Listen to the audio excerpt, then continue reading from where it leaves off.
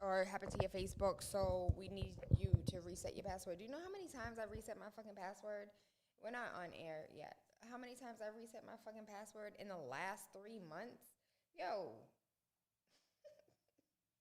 I'm about to change my password to fuck Facebook. Because I'm so tired of them. I don't even have no more passwords left. I be doing A, B, C, D, E, F, G. I'm tired. Is this you? Yes, it's me. I posted that shit. What you mad for? Let's get into the show. I'm sorry. I be complaining about dumb shit. Good rising, good afternoon, good evening, or good night. I am Tayla Andre. Waking up with Tayla Andre has absolutely nothing to do with the time of day we link up, but about waking up your third eye with unorthodox conversations leading to universal consciousness. Today is the day that the Lord has made. I am rejoiced and glad in it. Make sure you get your copy of Finally Home, the step-by-step guide for people preparing for first-time home ownership. I wrote it. It's the best thing on earth since sliced bread. It's only $20, but it got about $20,000 worth of information in it. And so I believe that you should get the book and read the book. www.taylandre.com for everything Tayla Andre. I was not here on Freaky Friday, and y'all blew up my damn phone, my email, my text messages, my social media, because y'all was fiending for some Freaky Friday. So I apologize. I'm so sorry. And I missed my flight on Sunday. And so you guys didn't even get motivation on Monday. So I apologize for that too. Sorry. So today I'm really excited because the guest that we have coming in the building is a multimillionaire, Willie Mandrell, and he's actually like coming into the building. And so today's going to be dope, and I'm happy. I'm excited. As far as news is concerned, if you have not heard already, Philadelphia fatally shoot Walter Wallace, 27 years old, and protesters take to the streets. Why didn't they use a taser? He is a father. Why did you have to gun him down? There's a million and one questions. People are upset.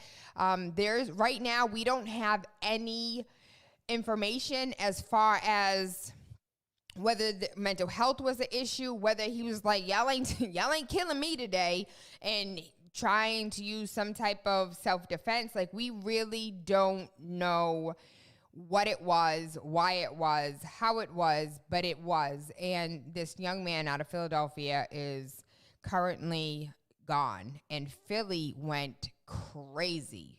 Bike on 12 o'clock. Like, everybody was in the streets. A police officer got ran over. They're beating police up. Like, zero F's given in Philly right now. And so there's a video that came out, and the two Philadelphia police officers are seen confronting Walter Wallace Jr. outside of a home in West Philadelphia, where they shot and killed him. The officers fired several times and wounded Wallace. He was driven to a nearby hospital, and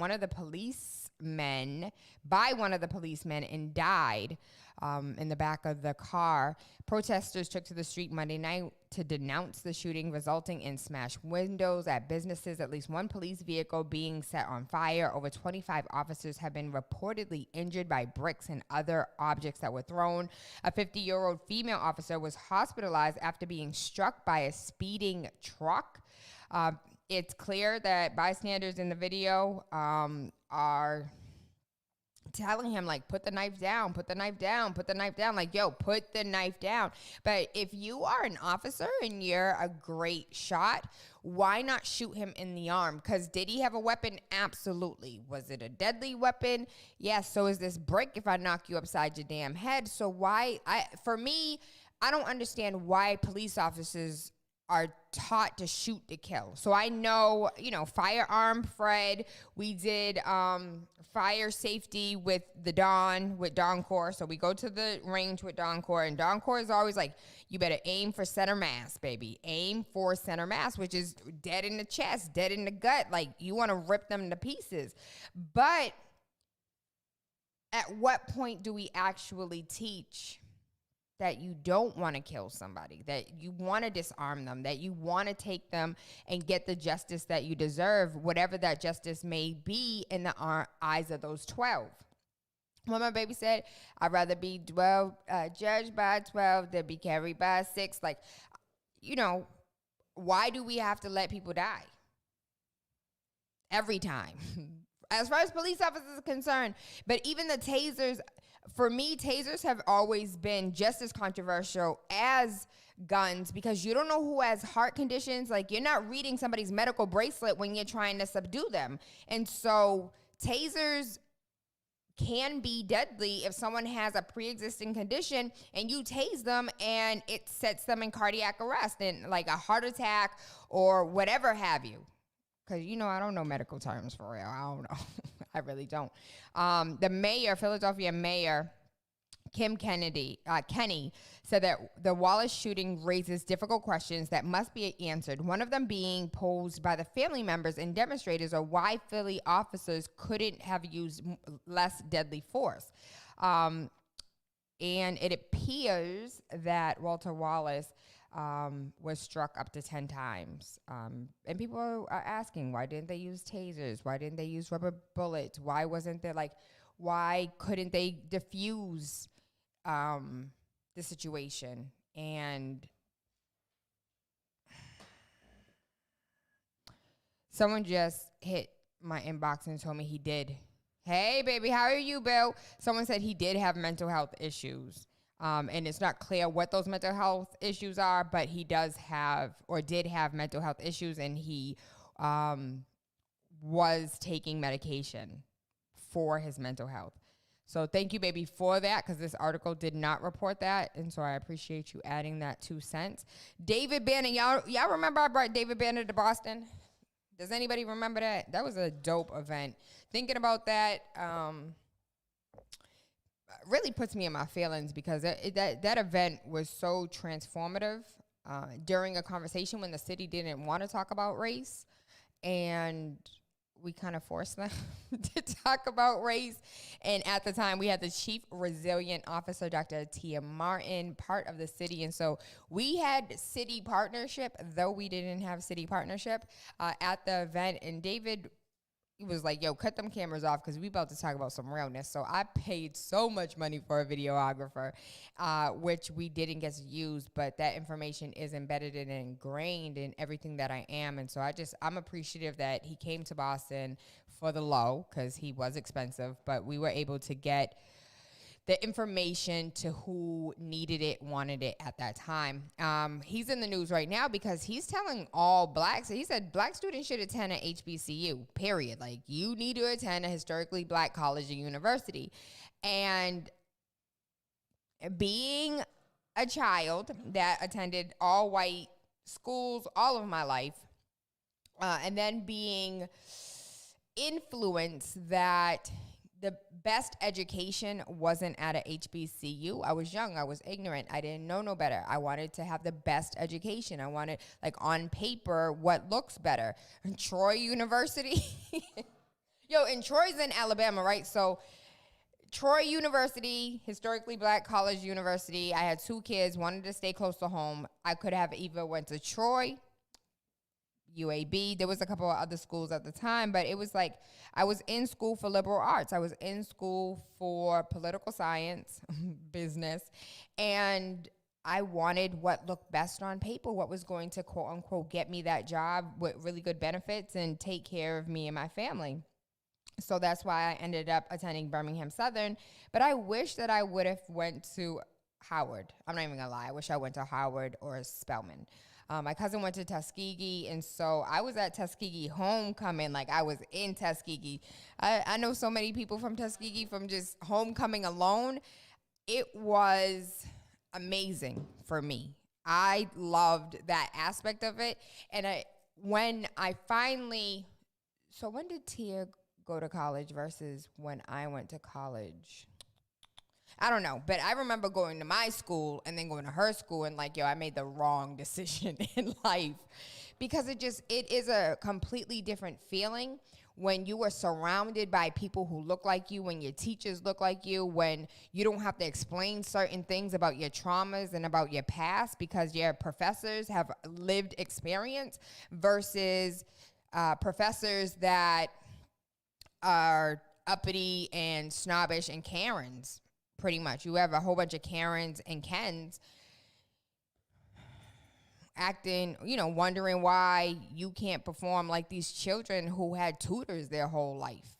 Like it was definitely difficult. And sometimes I wish I went to a HBCU, period.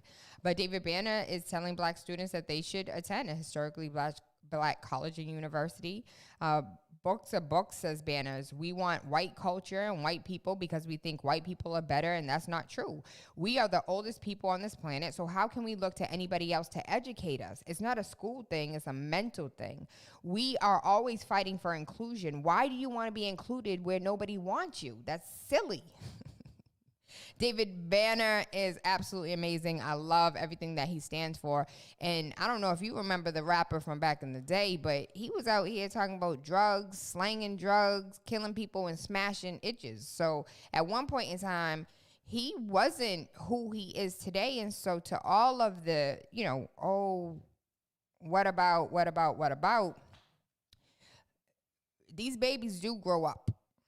And when they grow up, you just got to guide them on the right path so they can make better decisions. And he's one of the ones that made better decisions. And one of the things I will never forget is during an interview with David, he was talking about at one point he made all of this money. And he was just like, this can't just be for me. Like, I can't just spend this on me. And he started walking door to door in his old neighborhood and giving out money.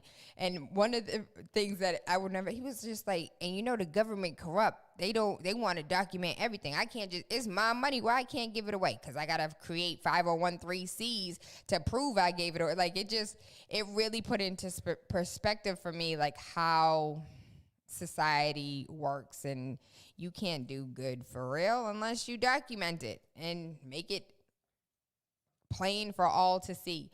Civil rights leaders shake their head at the Amy Coney Barrett Supreme Court confirmation. It is confirmed this woman is now, and if you Google her, they already updated Wikipedia, Supreme Court Justice. Like, that mess happened yesterday. So I just want to talk about her experience really quickly, right? So she has 2 years in the private practice, never tried a case a day in her life, never argued an appeal, never argued before a Supreme Court. Most private work involves civil cases, not criminal cases. 15 years of teaching experience. Those that can't do, teach. And she never served as a judge until 2017. Let me tell you, I got a cousin right now that is about to be a Supreme Court justice. Just wait for her. Her name is Kristen Simmons, and she went to Howard, home by the sea. And she is one of the dopest judges I ever seen in my life, and she would have been a better candidate than this woman. So let me tell you, Taylor Andre would have been a better candidate, and I never went to law school. Don't know a damn thing about law, but I have a Black Laws dictionary, and if you don't have one, you definitely should get you one. 2 years in a private practice, never tried a case, never argued in an appeal, never argued before a Supreme Court. Most private work involves civil cases, nothing with criminal. 15 years teaching experience, and never served as a judge until 2017. I hope you like the introduction to your newest Supreme Court judge. We are now at a 6-3 conservative serve.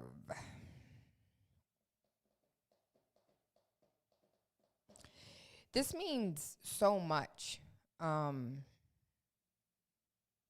Let me tell you why this is important, because a lot of people don't understand why it's important. Hey, baby, how you doing? Good rising, good rising. The reason why this is important is because Supreme Court justices serve for their life. Until they die, they are there forever, forever, forever. And so their beliefs, their ideologies, they're like, everything about them is important, because what they walk into a situation, just think about judging. You judge people, right? Forget being a judge, going to law school, when you judge any situation, what makes you judge this thing? Your past experiences, the past experiences of those that are closest to you. You have a different lens. You look at, if I'm watching you eat this saturated Waffle House. I'm watching you eat this Waffle House, and I know nothing about you, but I'm judging you off of you devouring this nastiness. Based on that was a horrible example. I have no idea what I'm trying to say. I'm trying to say that she is not, we should have never confirmed her. She was not the right person. She is not who needs to be in that seat, not forever. We are possibly looking at overturning the Roe versus Wade. And so as far as abortions are concerned, that could be extremely problematic. People are still going to do it just because it's illegal doesn't mean it's not going to happen. And we'd be freaking idiots to accept that, if you don't have a license, guns are illegal. We're going to still have guns. Like, laws don't mean people aren't going to do this thing. And so her beliefs around, we basically could be living in the 1960s as far as 50s, 40s, as far as laws are concerned, all over again, because we have 6 conservative judges, and whatever decisions are made on a federal level trickle down to states, municipalities, counties, period. And so if they say this thing is no longer a law, it's all referencing. It's like you're having an argument with your children. You're like, but remember this thing that you did, da-da-da-da-da-da-da? That's how your cousin did the same thing you did. My sister punished them this way. I'm going to punish you the same way. It's like across the board law. And it's harmful and it's hurtful to everything. It's harmful and hurtful to our democracy. And we weren't paying attention at all. What these comments say? Clarence Thomas was cool with it. Clarence Thomas is Uncle Ruckus in the flesh, baby. I don't know. Clarence Thomas don't mean nothing to me. Clarence Thomas ain't meant nothing to me back when Anita Hill was testifying against his ass. So is he a brilliant man? Yes, great. Brain surgeon. Know your role, stay in your lane. That's where he should have stayed. Not Clarence Thomas. Lord have mercy. I'm thinking about the other Uncle Ruckus because there's 2 of them. There's Clarence Thomas and there's what's my boy's name over HUD? What's my HUD guy name? What's going on, Paula? I wish there were term limits to maybe just 5 or 10 years. So shout out to Tony Gianni. I was speaking to Tony Gianni on Sunday, and he was like, yo, T, if you get the right Supreme Court justices in there, we can switch. Like, it's all about laws. As long as you could change the law, it's not impossible for you to change what that means. He was like, you do know that Trump is crazy enough to go ahead and make it law that he's like, oh, everybody likes me. I don't think there should be another president. And he could change the laws, and now presidents serve more than 2 terms because that's the law. That's the Constitution. Ben Carson, thank you, my love. And that's why I love talking to y'all, because you come back and tell me what I need to hear. Ben Carson and Clarence Thomas are the same person. Uncle Ruckus 1 and Uncle Ruckus 2. She definitely is perfect for Trump, but she's not perfect for America. She's not perfect for us. Let me tell you, so this past weekend, I went and saw my Nana. Aside from seeing my Nana, if you follow me on social media, I did some hood rat things with my friends, okay? I wasn't out here thotting around, but I was doing hood rat things with my friends. But I went down and I went to go spend time with my Nana. And I was in the country. I was driving in the country. When I tell you, I ain't seen so many Trump signs. But the funny thing about it, looking at these Trump signs, the roof on a house about to, like, literally, if it rained one more again, there's going to be rain inside the house. Like, the houses are in complete disarray, disrepair. the property of the home has absolutely zero upkeep. So when you think about, this is what I think about when I think about the Trump voter. I think about the one with bushels of hay and their 15 acres, a double wide trailer park that been there for the last 100 years with zero to little upkeep, and a dog on a rope. Because that is literally what I saw this weekend as far as hundreds and hundreds and hundreds of Trump supporters with pickup trucks and double wide trailers that do not look like they are quote unquote living well. And so who am I to judge how somebody is living? Nobody at all.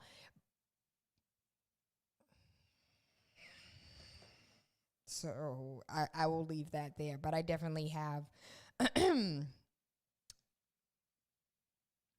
Reginald, you're absolutely right. I find myself tiptoeing the line both with Republican and Democrat, especially when you know the history, especially when you know that Martin Luther King Jr. and all of the civil rights leaders voted Republican. Like, it's kind of problematic for me that all of a sudden we vote Democrats. The Democrats were the racists. Like, the Democrats, the Dixiecrats, they were stone cold racists. Like, hang them from a tree racists. Beat them in the head with a brick racist. They were, we don't like Negroes racist. On our covenants for our houses and our deeds, not one drop of Negroid blood racist. But we stopped teaching civics in school. Our children know nothing about that. And when I say our children, I mean anybody 40 and younger. Really, unless you do your due diligence and this is what you do and this is what you like as far as politics is concerned, you really don't care. And another thing, I was having a conversation with my godfather, and he's a Trump supporter. I come from a long line of Trump supporters. As a Cape Verdean American, we are Catholics, we are conservatives, we are open-minded, but like as far as like fiscal policy are concerned, all my uncles, my godfather, my cousins are, on my mother's side, are Trump supporters. And so I have regular conversation with Trump supporters. I don't, necessarily agree with them, but I just want to understand the perspective of why they feel the way they do when it comes to Democrats and when it comes to all of these things that we politically clash heads on. And for the most part, it be facts, baby. You know what? I'm going to call my godfather and see if he's going to come up here one day. Everyone was a Republican at one point because we are the republic. The United States of America, and to the republic for which it stands. When did we become a democracy? I thought we were a republic. Only some of y'all got that. I digress. So civil rights leaders are definitely shaking their head at this confirmation because it basically runs us back to the 1960s. Depending on how she votes, like seriously, Justice Amy Coney Barrett's nomination and confirmation to the United States Supreme Court is especially troubling because of its timing. Justice Barrett was nominated by President Trump during an election in which he is running for re-election, and now she's going to be the deciding cases that could affect the results of the election. So if I bring my friend into this business, like it's cronyism. It's friend stuff. So her confirmation does damage both to the integrity of the Supreme Court and to the election process. As far as our, democracy that we live in, it's dismantling our democracy. She has refused to acknowledge the fact that voter discrimination is still ongoing and could not concede that voter intimidation is illegal. These are issues playing out in this election that at this very moment may also come before the court in the weeks and months ahead. And her record makes it clear that she will, Hey, no worries, no worries. We'll make it clear that she will turn the clock back when it comes to access to democracy. And so these are things that we really need to discuss. We need to be mindful of, and we need to stop being ignorant. Just because it doesn't directly, here, have a seat right here. And here, flip through this, and we will begin in a minute. I'll let you get acclimated for a second.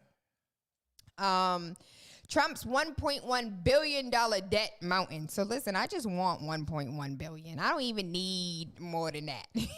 How the president owes huge sums linked to his towers, the golf course, with $900 million due to be repaid within the next 4 years as COVID hammers the real estate market. So he's going to be even more in debt than if we really see this quote unquote recession that so many people are praying for. And by those people, I mean people who want to steal your home and sell it at a later date. So we're looking at cycles here, which are it's inevitable.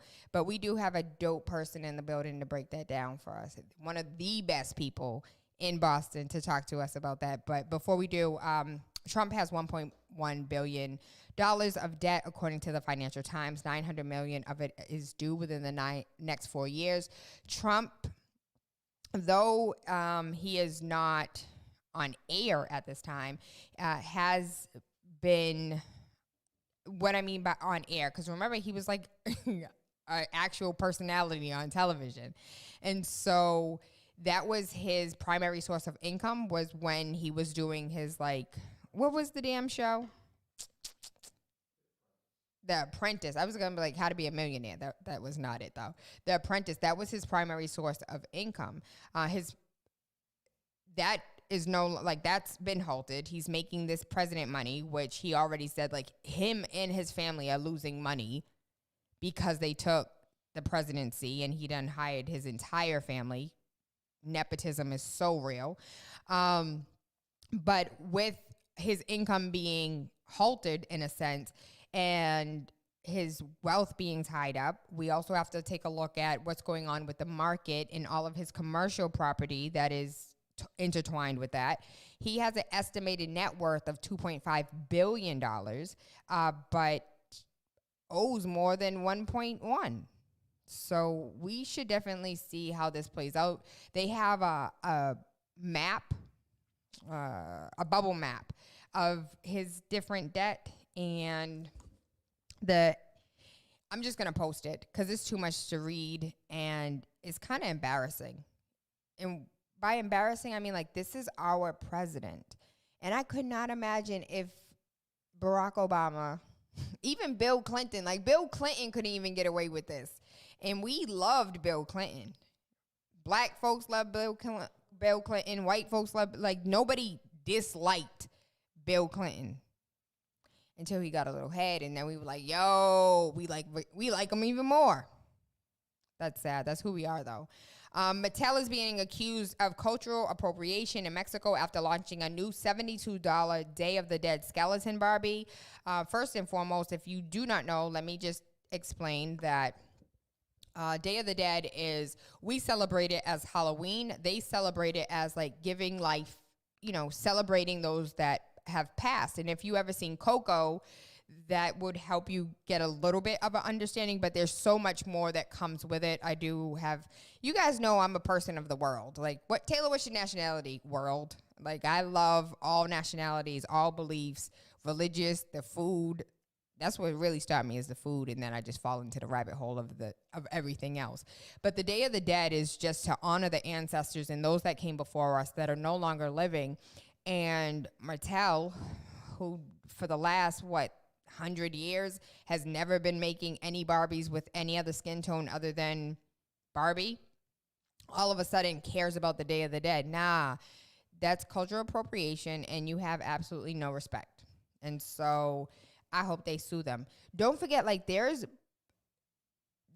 toy makers out here. There's doll makers here in the city of Boston that create dolls, Barbie dolls, baby dolls. We do not have to big box business shop. Not today, not tomorrow, never. We don't have to continue doing this. I had a passionate conversation with a friend of mine, and we were talking about how so my Lyft was messing up while I was in Atlanta on my way to the airport. And they were like, yo, why don't you just order Uber? And I was like, well, the history of Uber, I'm not a fan. I don't like the rhetoric. And he's an open and blatant, bias, racist. And they were like, how do you know that Lyft isn't biased and racist? Well, you know what? There's a difference between being openly racist and you being a closet racist. If you're a closet racist, I don't know. Nobody knows. Your actions don't show it, and neither do your words. But if you're an open racist, I have choices, and I can make the choice not to support you and not to give my money to you. But it did make me think about how many times do we come out of pocket as a society to people who don't like us, people who don't support us. And when you take a look at the Jewish community F's with the Jewish community.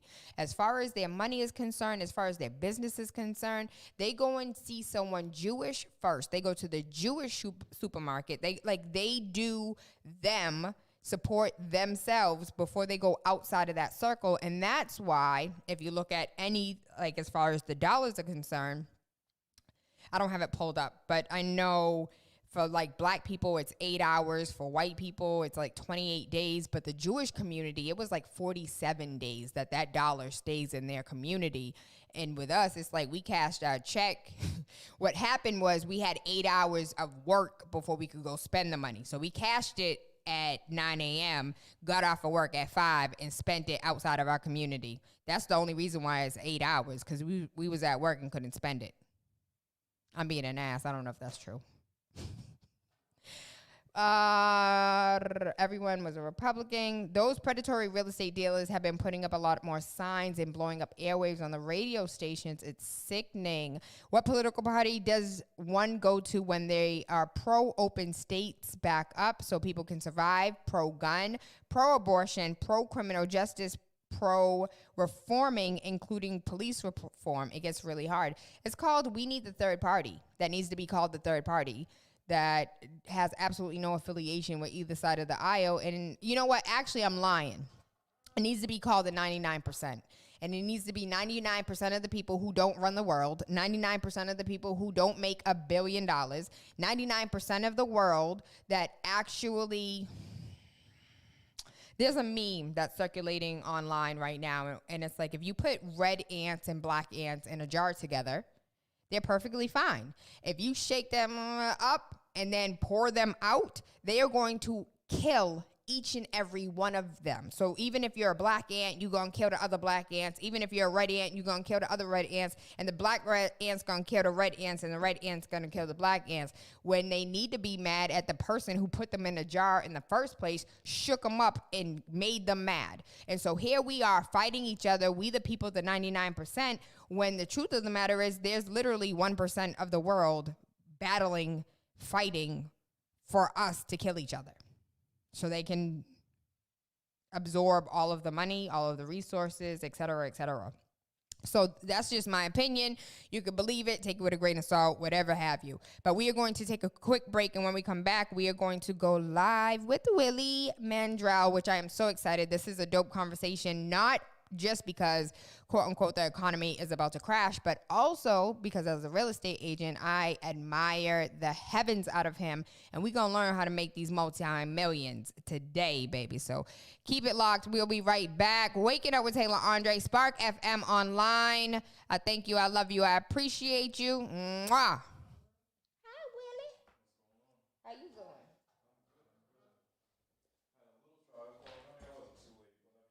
No, you're good. Because they're redoing yeah. So let's just. How long you been here? So Danielle Johnson opened Spark. We are the first digital radio station. She's a black woman who opened and created it. So we have been making any and all news across New England. Nice. But aside from that, I have been here since we started. Nice. I see you had a little bit of everybody on here, huh? Yes, we do. We absolutely do.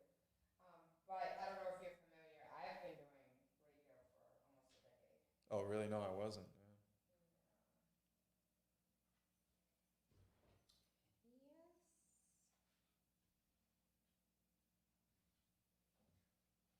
So after this, I do have a videographer coming in with, and it's going to be 3 to 5 questions, really quick, no more than 10, 15 minutes, Okay. so I can get you in and out. But that is for,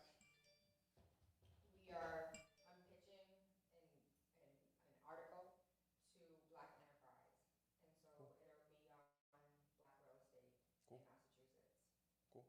I love it.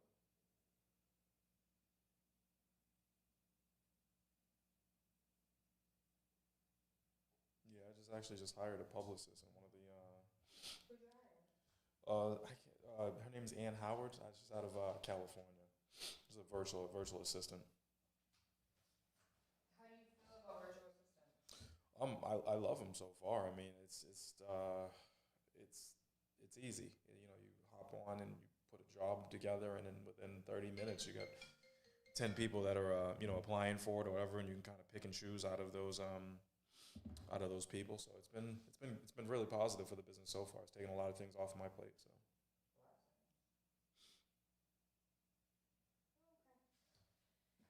So this is recording you because I want my own footage that I can cut and use, because I was there at Thumbprint when you gave your speech. Good.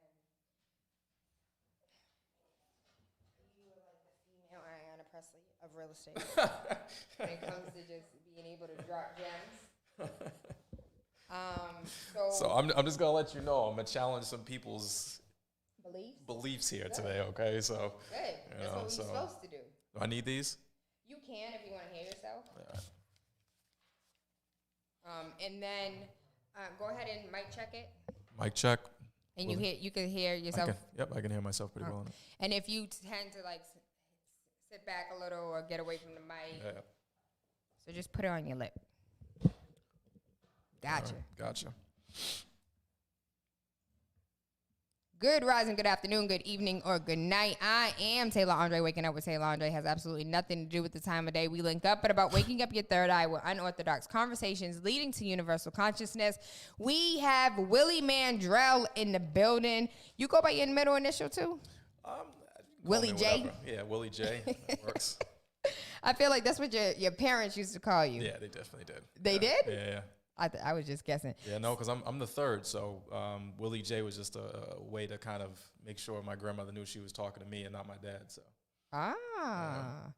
Let me ask you. So for those who don't know, Willie Mandrell is a force to be reckoned with here in the city of Boston. He is a self-made multi-millionaire. How'd that feel though? How'd that feel? Listen, I don't feel any different. I'm still the same person I was, like I said, when I was dead broke. So, it's good. It's good. I mean, I think I don't even feel comfortable putting stuff like that out there. But the reason I do is because I think it helps me get myself out in the public and help educate other people about the opportunities that are open in real estate and just open in general. So, I mean, that's the only reason I kind of got over that hurdle of, presenting myself in that way and kind of put myself out there. But it's just really just a title that I can use to signify that, I'm someone that can probably help and educate other people on opportunities that are out there. Real estate investor, broker, coach, lecturer, author. As a buyer, seller, and broker, he's been involved with well over 200 million in real estate transactions. He's been featured in so many magazines, a guest on related podcasts, television, radio shows across the U.S., is the author of Cash Flow Secrets, which I'm trying to find that book. Where that book at? It's coming out. It's a little delayed. It was supposed to be September 24th, but we're about 6 weeks behind. There was a couple of things I didn't like about the printing and publication, stuff like that. So we went and made some changes, and It should be coming out in the next couple of weeks. That's what I should have done. Have you taken a look at that book? No, I'm a perfectionist, so I had to, I got that hard copy in my hands, and I wasn't entirely happy with it. It was some things that needed to be adjusted, so there was a lot of pre-orders, and I appreciate anybody who's made that purchase, and we'll be coming out with it soon. I just had to get it just right. Listen, I'm still not happy with this one. So this isn't even the first one. The first one is my biggest embarrassment of life. I can't even believe people bought it and have a copy of it. Just keep improving it. That's just what it is. It comes down to. So let's begin. So once upon a time, you were dead broke. Yeah. Yeah. No, I mean, my I always tell the story about my grandmother and how she did really well. She bought a couple brownstones. Anybody who's familiar with Boston, the South End, really nice neighborhood. Wasn't like that in the 50s. It was the slums. It was boarding houses. She bought a couple way back then and just did really well for herself. So the assumption that most people have about me when I tell them that story is that wealth was just handed down, and it was just kind of rolled downhill, and he just kind of just built on it. But it wasn't necessarily like that. My father, drugs, prostitution, all types of other things. He got mixed up in a whole bunch of other things. My uncle didn't want to have anything to do with it, so it kind of skipped a generation. And my grandmother, my grandfather was in the military. He died when I was really young, so I reference my grandmother a lot. But my grandmother didn't want to make the same mistakes that she made with my father and my uncle. So she said, instead of me handing you this and handing you that, I'm going to teach you. Teach a man to fish versus, giving him a fish was kind of her philosophy. So, and it was my father's mother, so she didn't get along with my mother that well. So we bounced around from shelter to shelter. We moved from Boston to Springfield, and, we stayed in a lot of public housing, grew up in the projects. But I always stayed in touch with my grandmother, and when, just kind of learned those lessons. And when I got to college, got out of high school, got out of college, she was like, go buy that first multifamily, 2006. She's like, don't buy the condo. I know I've been teaching you a lot, and please listen to me. And I'm glad I did. I bought that first multifamily in 2006. I had to scrape. I was working 3 jobs, scraping, money together, borrowing stuff, trying to get that down payment. But I'm glad I did. It was one of the best things I ever did. It taught me how to be a landlord. It taught me about, making money through leverage. It's essentially what it is. Somebody else is paying off your mortgage, the house is appreciating, the debt's being paid down, and you're building wealth through the strength of somebody else's rent payments. So there's someone right now watching this who is working 3 jobs, but Boston isn't what Boston used to be. Right. And they can't even buy in Boston. They can't even buy in Brockton. Brockton has seen a 30% increase in the last 4 years. Yeah, it certainly has. They can't even buy in Springfield because Springfield is like an hour and a half away? Springfield's an hour and a half away. I would say, and again, this is a side note, I don't know if this is your question, but if I was starting off today, I'd be looking at Worcester. I think that commuter rail is key right back in, I believe it's South Station or North Station, right back into the city. I think Worcester, in my opinion, is going to be what New Jersey is to New York right now, where a lot of people, obviously you can't afford to live in Manhattan, but that's where all the money is made, right, on Wall Street. So they take that almost hour and a half, 2-hour commute back to New Jersey, or they hop on the train and go to New Jersey.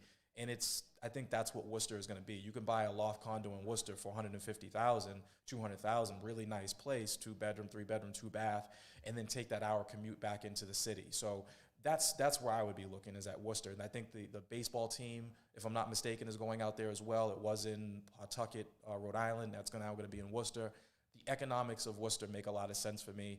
I actually, even a couple of years ago, started buying out in Worcester, but I had to pull back because I was spreading myself too thin. But if I was a new investor, they have the 3 families. I'm a big fan of the 3-family house. If you can get in. And what a lot of people don't understand, I'm sorry if I'm taking a little bit of a kind of side note here, but what a lot of people don't understand is when you go to get that pre-approval, let's say you make $40,000 a year or $50,000 a year, and you walk into the bank and get that pre-approval, and they say, hey, we'll give you $300,000. People look around and they say, well, I can't afford anything with $300,000, especially not in Boston. What most people don't realize, and what your mortgage broker, especially if they're not hip to what you're trying to do, will not tell you, is that you're not looking for just one pre-approval. You're actually looking for almost 4 pre-approvals. You're looking for that single family or condo, a 2-family pre-approval, a 3-family pre-approval, and a 4-family pre-approval. And the reason you're doing that is because most people don't realize that the income generated from the second unit, assuming you live in one, or the second and third unit, assuming you're buying a 3-family, count as your income. And if your income increases, so does your pre-approval. So to give you some hard numbers, if you made $40,000 and they approved you for, let's call it $350,000, you might go in there and say, well, let's assume that I buy a 3-family. Let's get real numbers. Yeah, go ahead. Yeah. Because if you made $40,000, you're being pre-approved for about $285,000. It depends on your debt. And again, I know that's true. It depends on your debt, because some people, if you got a $600 Student car home, payment, yeah, student loans. Yeah, student loan payments, and when you got out of school, you decided you wanted to ball up, and you said, hey, I got to go back. I got out of college and I need to buy that Mercedes now, and your payment's $700 plus the insurance and taxes and all that, then that was the choice that you made, right? But I mean, if you got out, yes, you got some student loan payments, but let's say even if it's $300,000, right, or $250,000 or whatever it may be. If you go to the bank and you say, okay, what's the average 2-bedroom apartment, a 3-bedroom apartment in Worcester renting for? I'm just going to use Worcester as an example. Let's call it $1,500 just to make a round number. And if you bought a 3-family, you're living in one unit and you're collecting rent from the other 2. So let's say it's 15 times 3. That's $3,000 a month that you're now making from rental income.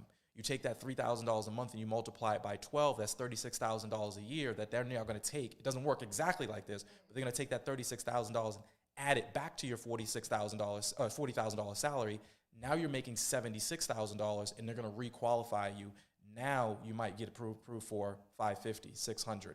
And now you see how the multifamily is so powerful, and why if most people are going to get in, don't go for the white picket fence right off the jump. Go for that multifamily home. Mm-hmm. And $600,000 multifamily in Worcester. It's still, no, that's now you're doing something. Yeah. You might be able to get 2 of them. Yeah, exactly. For that price. And then you can still touch Brockton with that price, but rents are going to be higher. So you might even be able to go a little bit, higher. With Boston, it is going to be difficult. I mean, you have to make, now if you make, depending on what you went to school for, and you get out of school and you're making 60, 70, 80, you can start talking about that, because interest rates are still crazy low. 2%. You're financing people who banks are basically giving money away. So you might be able to afford an $800,000 multi, depending on what those rents are, because the rents in Boston are $2,500, $2,700 for a 3-bedroom now, right? So now you're talking about nearly $5,500 a month, or whatever that number, that number is, times 12 added back to your salary. So the point is making sure that you're going into your mortgage broker, or and I would always say go to a mortgage broker. Don't go to Citizens Bank or Bank of America. Never do that. But talk to your mortgage broker, and making sure that they understand that you're going after a multi-family property. And if you do that, you're going to get qualified for much more. So let's talk about that. Why do I not want to go to a bank? I have reasons that I give my buyers, but coming from you. You want to be special. You're not special at Bank of America. You're a number. My mortgage broker, the people that I talk to, I have their personal cell phone number. I'm contacting them on Saturdays, on Friday evenings, on Sundays. If you get a pre-approval, and then you go, and most people are shopping for homes on the weekends, right? And let's say you hit something on Saturday, but the numbers you need a little bit more, or the rents are not exactly where you thought they were going to be. Who do you talk to adjust? If you're going to wait till Monday morning or Monday afternoon when the bank opens back up, that house is gone, right? You want somebody who you have that personal relationship with you, that is personally invested into you, and that's more likely going to be a mortgage broker, somebody you have that connection with, somebody who does this as their personal business. When you go to Bank of America, you're talking to a customer service rep, and then the customer service rep calls in the mortgage broker, and then the mortgage broker sends that paperwork over to North Dakota, and somebody's processing your paperwork. Somebody has no personal relationship with you, and then they say, do you fit into bucket 1, 2, or 3? And if the answer is no, they kick it back and say, hey, you're disqualified, or we're just going to stick you into bucket 1. Whereas a mortgage broker is going to say, you tell me about yourself and what you're looking to do, and I'm going to cater. I'm going to find the perfect program for you that's out there, whether it be something at Bank of America or something at Sierra Pacific or some bank you've never heard of. They're going to find that perfect mortgage for you.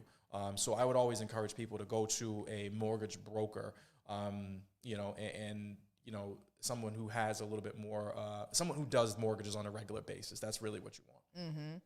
I'd like to add to that. You're not waiting 72 hours. Yeah, exactly.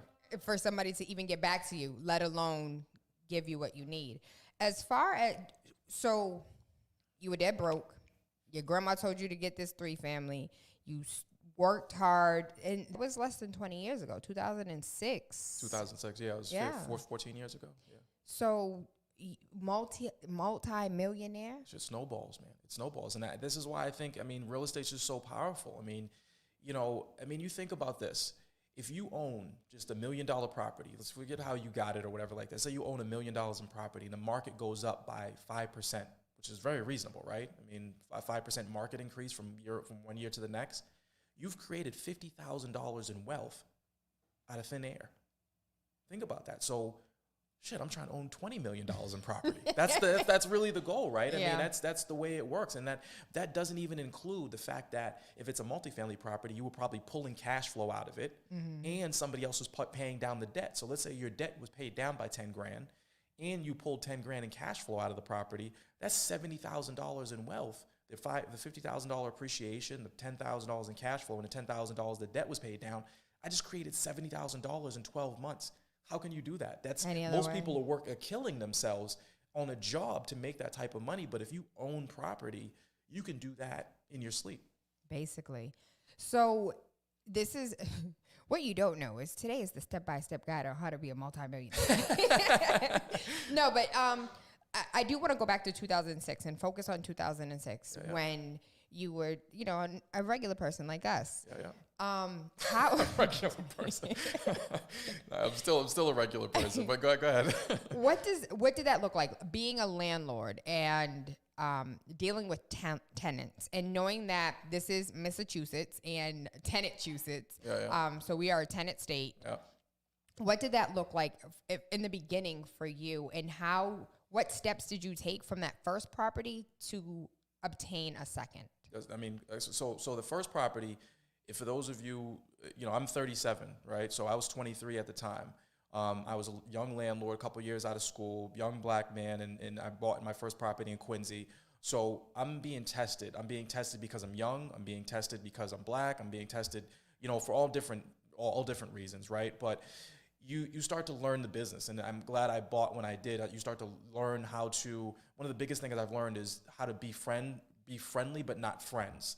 When I was living upstairs in this unit and I would have a barbecue and my friends over, and I'm like, yeah, come downstairs and grab a burger, but that's being friends, right?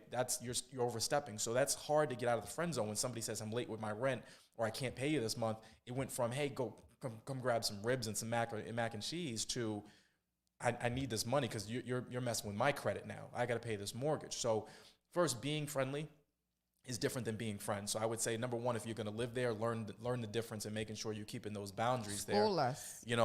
And number two. No. School us on number one. Oh, how I be friends without being friendly? Oh, it's, hey, how you doing? How's the kids? How's the weather? That's friendly. Come downstairs and come in the house and that's you're overstepping. So it's a very difficult, relationship to have. But you have to figure it out, right? And you want to keep, if they're over your house having a drink, and you're talking about politics, and you're talking about you're moving into that friend zone, right? You want to keep it as business-like as possible. Most people don't understand when they look at their first purchase as, I'm a homeowner. No, you're a business owner. You're a business owner at that point. When you have income, rental income, and you have expenses, taxes, insurance, water, that's a business. You have to file a separate tax return, a Schedule E. That's completely different. So you have to look at yourself as a business, as a boss, as a manager, and keep that relationship clean as possible. Mm-hmm. Okay. And step two? So step two is, or to part two to your answer is 2006 was rough. Most people don't remember 2007, the stock market crashed. We were in trouble. That's when in 2008, the housing market was not too long after that. So I bought December 2006. So it was practically 2007. I watched the stock market crash. I was in that business. I was in the securities industry, stocks, bonds. I was doing some compliance work for a company downtown, and watched the stock market crash, and then watched the housing market crash. So I think my house was somewhere around $360,000. I think by the end of 2009, I think it was probably worth $300. So I probably lost $60,000 in value, not including all the money that I actually put into the house. But to answer your question, one of the things that I learned through economics and going to school, I went to school for finance, and just reading books and watching people like Warren Buffett, is when there's blood in the streets, you don't run. you look for opportunities. And I think that's what you were kind of in your lead and you were talking about today is the housing market crash and the things that's looming over us and the thing that's coming. If you want to be successful, you can't do what the majority does. You can't run with the crowd. The crowd is not going to be successful. You have to look the other way. And I make this joke all the time. If there's a fire and everybody's running toward the exit, you should probably join and run toward the exit. But when you're talking about economics, when you're talking about finance, you have to turn around and look the other way. You mentioned it. I mean, whether people like it or not, this is the way the world works. We're going to have crashes. We're going to have upswings. And what I realized in 2009, 2010 is that I shouldn't be doing what everyone else is doing. I should be looking for opportunities. There's going to be people who are not getting their mortgage paid there for various reasons, because their tenants are not paying them, because they lost their job, or because there's other opportunities that have nothing to do with finances. Somebody inherited a house, or somebody died, and then they moved to California and want nothing to do with that house. That's a great opportunity to pick that thing up at a discount and hold on to it, because I understood that if a house was worth $500,000 in 2006, but now it's worth $3 million, there's upswings and downswings. We're at the bottom of the market probably, and there's going to be another upswing. And you typically, when the upswing comes or that surge comes, it's stronger than what it was before. The house that I bought for $400,000 in 2012 is now worth $9 million. Think about that. That's crazy. In 2012, 8 years ago, I bought a house for $400,000. That same house is worth $9 million, and I've done barely anything to improve that house. The rents were at $1,500. That same neighborhood, the rents are probably closer to $2,800 today. So that's really how wealth is built. It's through property ownership. I mean, I don't know another way. I mean, there's a couple different ways you build wealth, right? It's business ownership, or starting a business. I figured out a long time ago that I wasn't Mark Zuckerberg. I wasn't going to come up with this algorithm to create Facebook or anything like that. I didn't like the stock market. I just didn't trust it. Because at the end of the day, you can have a CEO or a CFO cooking the books and wake up tomorrow morning and your stock price is half of what it was worth the day before. That just doesn't happen in real estate. So I looked at those 3 different options. And then there's a couple of fringe options like investing in art and gold and antiques and stuff like that. And I'm like, that's big money stuff, right? So if you look at those 3 different options and you say business ownership or starting a business, which I am. I'm a business owner, but that came later on. Investing in the stock market or investing in real estate. Investing in the real estate is the easiest way and the most tried and true way for most people to build wealth. And again, I go back to my grandmother all the time, and she used to say, look, I became a millionaire based on a 6th grade education. Black woman moved up from Boston from the South. She didn't go to high school, wasn't allowed to go to college at the time, moved up here and was able to create, a $1 million, wealth for herself. She told me all the time, you're going to graduate from high school. You're going to have a college education. Anything that I was able to do, you should be able to do tenfold. And that kind of stuck with me, and that's kind of what I live to today. So. Shout out to grandmas, because they be knowing. They be knowing and teaching. So I want to go back, because you mentioned how you struggled a little bit. You bought this house, you bought that house. But I want to specifically touch on after the 2006 house. Yeah. I think I know where you're going with this. Yes. Go ahead. Because a lot of people are like, well, I bought a house and this isn't work. Like, I have tenants that don't want to pay rent. I was, banking on these market, because everybody want a market tenant. Don't nobody want a Section 8 tenant. But when markets crash they can't pay. That's their first fault right exactly. there. Yeah. So what steps did you take? I'm a homeowner. I want another one. Mm-hmm. But the way the finances, the way it looks on paper, the kitchen sink is broke, the toilet's broke. Every time I get a little bit of money in my hand, it seems like it's going right back out to go back into the house. And I'm okay with that because it's an investment. But how do I now take this opportunity and make it another opportunity so that way I can recreate that a couple more times? You got to become a financial ninja. I'm gonna teach you a couple ninja tricks right here. So, and people got to be careful with this one, because I don't want to create any. The more you know, knowledge is power, right? And I think I don't know if it's Spider-Man or one of those shows or one of those movies, but you got to be careful with the knowledge that you have. But you got to read as much as you can about mortgages and understand the game and finance and everything else. So number 2, how did I get that house that I talked about in 2012? When I say it was mine, it actually wasn't mine. It was actually my wife's. We were dating at the time. She was still in college. Actually just got out of college, a couple of years behind me. We had been together for 5-6 years. I knew we were going to get married. I had a little cash, but when you go to buy that second property, and I know this is a lot of people, what people run into is they say, well, it's an investment property now. How do we want 20% down. You already own a home. We want 20% down. So I understood that, well, shit, I own a house, but my wife doesn't, or my future wife doesn't, right? I've been with this girl for 6 years, my wife now. So she had the credit and the ability to purchase something else. I had the cash. So all we did was basically partner up, essentially. And I said, hey, I'm going to put some cash in your account, plus we're going to borrow some cash from my cousin or your brother and get that full down payment. And now we have enough to go get an FHA loan or a low down payment, 3.5%, with a property in her name. She moves into that property for a little while. She uses it while she's going to college or, finishing up her residency, or, what, I can't remember what we were doing at the time. But there's no requirement for her to live there forever. And she understood that. So she stayed there for, a certain period of time. And, I'm gonna say a certain period of time. if we're live and you got multiple cameras at me, I'm going ahead and say a minimum of a year. You need to be there for a minimum of 12 months before you go ahead and refinance out the FHA and then flip that into another one. Okay, who's checking up on you? I don't know, but I'm gonna. There's no mortgage police. There's no mortgage police. So without getting myself in trouble, I'm going to say that she stayed there for a certain period of time, and then she moved out. And then basically all we did was take the unit that she was living in, and now that's a tenanted unit, and now all 3 units are tenanted. Instead of her living for almost dirt cheap or nothing, that building is now spinning off $1,500, $1,600, $2,000 a month that we now go and use something else.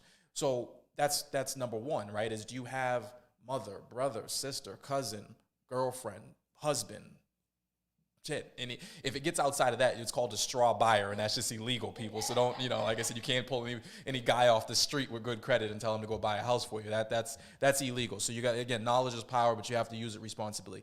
The method number 2 is, again, 2006, stock market crash, 2007, 2008 was rough, 2009, 2010. So we bought our next one in 2012, but by the time 2014 rolled around, that same property that we bought in 2012 for 400 was now worth 600. So the ninja trick number 2 is using your lines of credit, using a home equity loan, using a home equity line of credit. So if you have a house, and I talked about this, let's say I have a house and it's worth $400,000. And you're saying I'm dumping all my money back into it. To answer your question specifically, every time the sink breaks, the furnace breaks. So I don't have any liquid cash, but you have a tremendous amount of equity within that house, right? So let's say it's worth $700,000 and you only owe $400,000 on it. You have $300,000 in equity. Through a home equity loan, you can go tap into that money and pull out $50,000, $100,000. And that's exactly what we did. We used home equity loans, and now we have a down payment for a third. And when you're talking about, how wealth builds on itself, now you have my house, her house, a third house, and then here's ninja trick number 3. Banks look at multifamily properties as a less desirable situation than a single family. Single family is the pinnacle. Single family is where everyone's trying to get to. So if you have a single family, you own a single family, and you want to buy a multi, they say 20% down. Most people are not going to be able to achieve that. If you own a multifamily, if you bought that multifamily mass housing, FHA, you bought it real cheap, and now you say, Mr. Banker or Mrs. Banker, I want to trade up. I want to go buy a single family. You can do that with 5% down. You can go or refinance out of that, and you can probably even do it with 3% down enough FHA. So that's all we did. We basically waited for those houses to appreciate in value. My house, her house, third house, refinanced them all, got our FHA, got FHA off of it, right, or conventional, and then we said, Mrs. Banker, we want to go now buy a single family. He said, well, sure, you can do that again with a low down payment. Got up another $20,000 that was spitting off through the rental properties and went and bought a single family. So now we live the ideal lifestyle that we have now, and we own 9 units over here. Then it just starts to snowball after that. Houses are still appreciating. Your house is appreciating. The tenants are paying down your rent. They're spitting off cash to you, and money just makes money after that. Now you're just pulling out, $100,000 and going buying property 4 and 5 and 6, and now you have 10 properties appreciating. And there, even if you pulled out $50,000 from each one of them, it's $500,000 you have to now play with. You know, so it gets what crazy do after those a while. taxes look like? Taxes are crazy. I mean, I am starting taxes. What are we in? October 2019? 2020. I don't even know what year I'm in. That's how deep I'm in with taxes sometimes. I'm starting my 2020 taxes now, long before the year is even over, a couple months before the year is even over, because yes, each one of my properties is no longer, and this is where you kind of get into, initially properties 1, 2, 3, and 4, probably going to own them in your own name, maybe. When you get to 5, 6, 7, 10, 11, 12, all in business entities at that point. So it's 1, 2, 3 Main Street LLC. It's 4, 5, 6, Tremont Street LLC.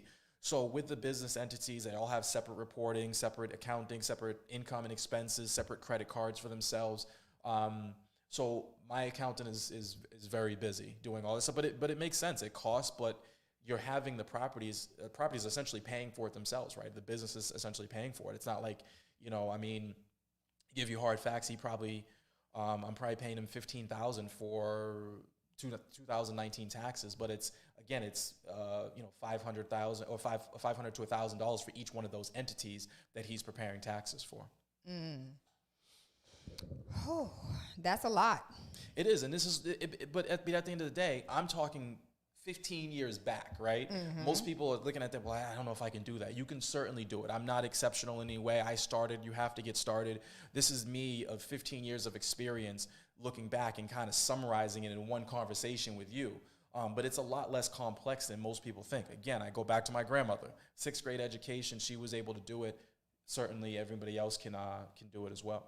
Did you ever feel like you couldn't do it? Like, was there a point in time you were like, I cannot do this? Every time my phone rings and it's a leaky sink, I think about cashing in every single time. I'm like, I don't even want to do this anymore. Because you're a buy and hold, right? I'm a buy and hold, right. And what does that mean for those who don't know? Buy and hold means that I'm a landlord. I'm a rental property investor. So there's tons of ways you can invest in real estate. You can flip, you can wholesale, you can, what is it? I'm ignorant. I know nothing about this. Flipping is basically just buying a property. It's what all the TV shows are about. You're buying a property, fixing it up, and selling it for a profit. Wholesaling is I'm selling the contract. So I get your house under contract for $100,000, and I know that I can go out and sell it to Willie for $120,000. And there's still profit in it for him. So I make $20,000. I sell your $100,000 contract to Willie for $120. He buys the house. We both get paid, and he goes and does his thing with it. So there are tons of ways that you can make money in real estate. But I would encourage your listeners to understand the difference between making money and building wealth. They are not the same thing. I see people online all the time talking about, I just made $15,000 or $10,000 or this and that, and I'm building wealth. You're not. You're making money. And there's a difference between making money and building wealth. Building wealth is when you're making money in your sleep. The difference between, when you're flipping property, it's active income. If you don't have guys or girls on the site on Sunday, then there's nothing going on there. If there's nothing going on, then you're not making money. From the time that we started this conversation to the time that I walk out that door, I'm going to be a little bit more well off than I was when I walked in. Does that make sense? You are my mentor right now. I don't think you have been adopted, really. No, and that's the way. That's building wealth, right? Every single day that goes by, someone is paying me money to live in a place that I own, right? Whether you look at it as 1 hour or 1 minute or whatever, I am building wealth. Every time I go to sleep and wake up the next day and the sun rises, I am due a little bit more money, and that money is used to pay down the debt.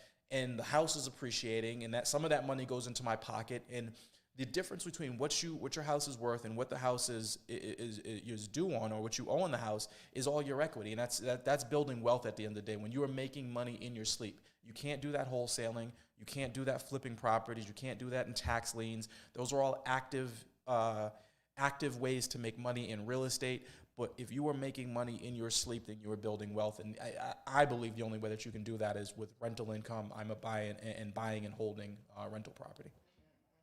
So really quickly, my soul wants to know about whether or not you do any type of investment into stocks. Because you talked about doing like securities, and so you're very knowledgeable in the market.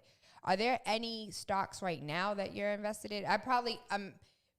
based off the conversation so far, you probably don't fool with options, but what about stocks themselves?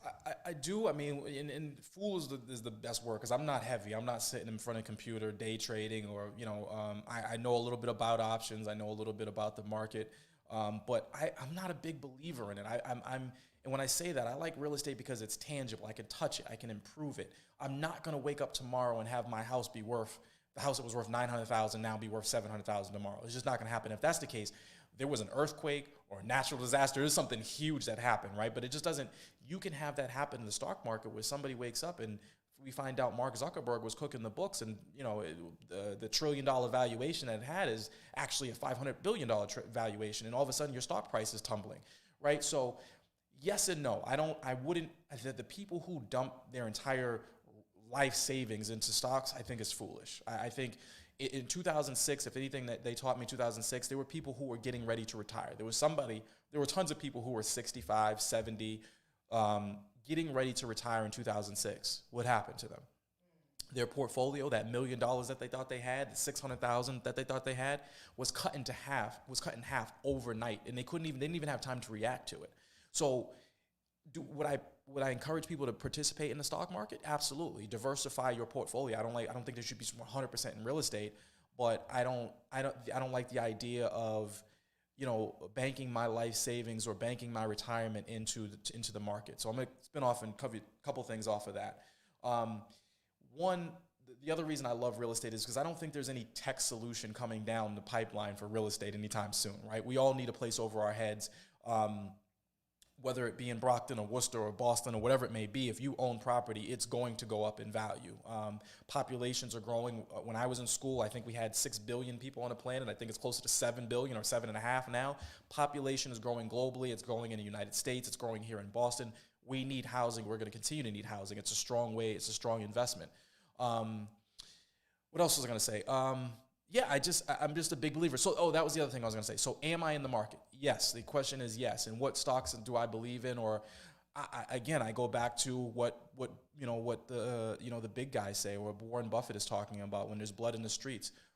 Take a look at what industries are suffering right now. We're in the middle of coronavirus, or hopefully towards the end of coronavirus. Airlines, hotels, resorts, cruises, cruise lines, all anything to do with travel right now, anything to do with moving people. I bought some Uber stock. I bought some Lyft stock. Anything to do with moving people. If the airports are not hopping, then how is Uber hopping? If the cruises are not hopping, then how is anything else to do with the cruise lines? I mean, you're talking about catering businesses, anything else. So anything to do with travel, I've picked up recently. Yeah. I've done, and again, just in the last, since I think April, I went crazy. I had some money sitting on the sideline. In April, I went crazy. I Carnival and Uber, Marriott, JetBlue, anything to do with travel, because I'm a strong believer that those people who are selling out now it's an emotional reaction, right? Yeah. I think that, I'm a long-term investor. I told you I'm 37. I have 30 years in this business before I'm really looking to cash out and pull or draw down on some retirement funds. So is the travel industry going to come back? Of course. And then when it comes back, it's going to be hard. When it comes back, it's going to come back crazy, right? Because everybody's been cooped up for 9 months now. And we're ready to go outside. And you're ready to go outside. Jamaica is going to be hopping. I mean, we know where Willie's going to be. My wife and I were talking about it the other day. She was like, if you can go anywhere, where would you, don't worry about money. Just we both literally, I was like, Jamaica. And she was like, yes, let's do it. I was like, so you already know, that's where we're going to be after this whole thing is over. And all those airlines that are canceling flights right now, or furlough, that, 50,000 layoffs and stuff like that. All those businesses are going to come back, and they're going to come back strong. So I do believe that you should diversify your portfolio. I am in the market. I think you should just choose your investments wisely. And again, when everyone else is running, you got to look at what opportunities are out there. Go back in the building. There's still some gold in there. Somebody left their wallet on the table. Oh, yeah. So, I mean, that's kind of me, man.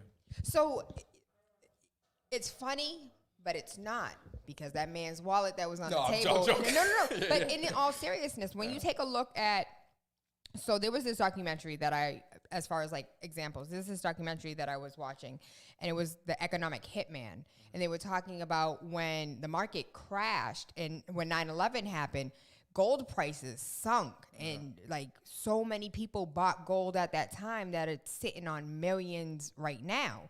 So when, you know, when cycles happen, this market, there's actually an article that I was going to read as far as news that we did not get into. There are, I can't find it, but there's a housing crash around the Bay. And we don't know when it's like Jesus. We don't know when it's gonna come, but it's coming. What does that look like? First, let's talk about markets. Why do markets fluctuate, and what is this 20-year market? You mean markets in general, like the housing market? Mm-hmm. They fluctuate because, you know, economies change, right? When, you know, I mean, coronavirus comes and takes 40 million people out of work. There's a trickle effect to that, right? I mean, if you lose your job and you're my tenant, right? And this is the real situation. If you're a server, you were one of the first people to be out of business or to be laid off, right? I mean, restaurants closed up, and anybody who was in the restaurant business was hard pressed, right? That's how you make your money. Well, then you're not going to pay your landlord.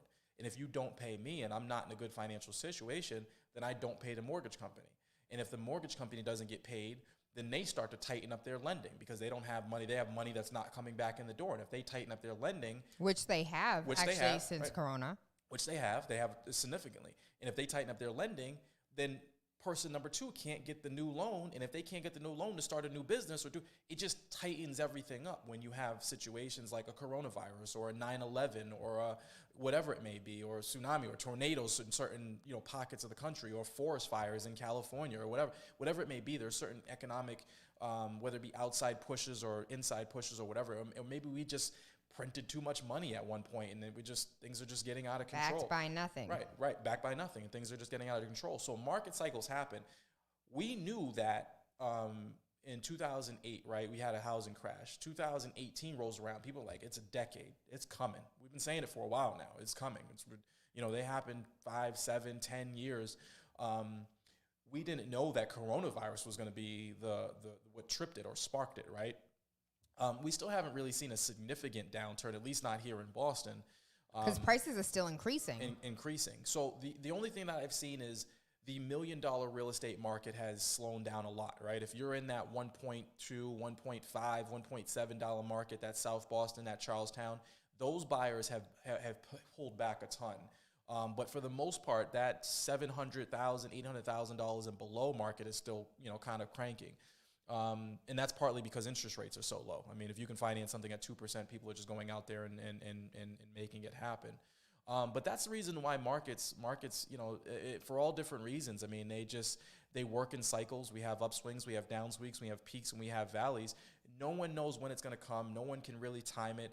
The reason I love real estate, and you had touched upon it before, is, you know, the reason I love real estate is, though, you know, let's say I have a house that's worth $1 million and the market crashes, and let's say Boston takes a 15% dip, you know, around the board. My house is now worth $850,000.